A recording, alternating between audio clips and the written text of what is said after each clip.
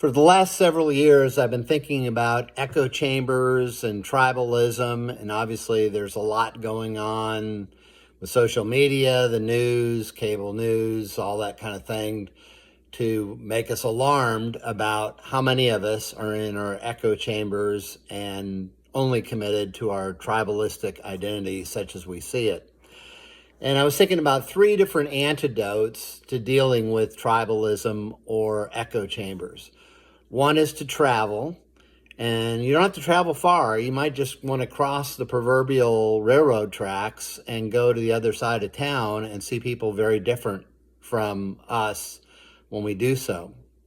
It's obviously better if you can do that and go to other countries, but it doesn't cost much to travel.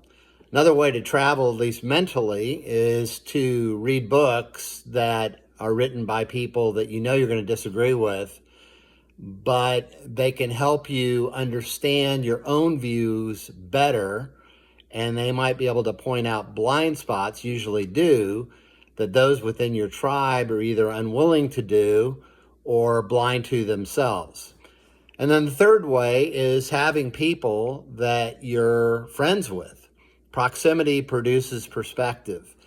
I think of two of my best friends. One I have disagreements with on politics many times, at least in the past we have. Maybe a little bit less now. Probably more me changing my view than him. I don't know, maybe both of us have changed. And then another friend who we have different views on the Bible.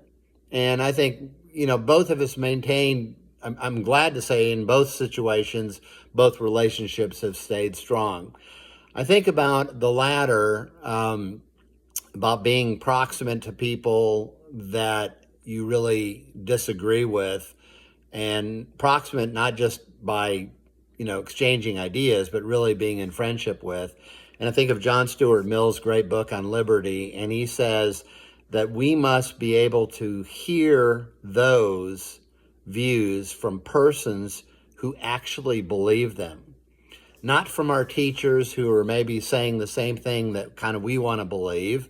And a lot of times we tend to migrate to teachers because we go, well, they're kind of saying what I already believe. So we're really not learning, because learning is being forced to think outside, again, tribal identities and echo chambers and that sort of thing.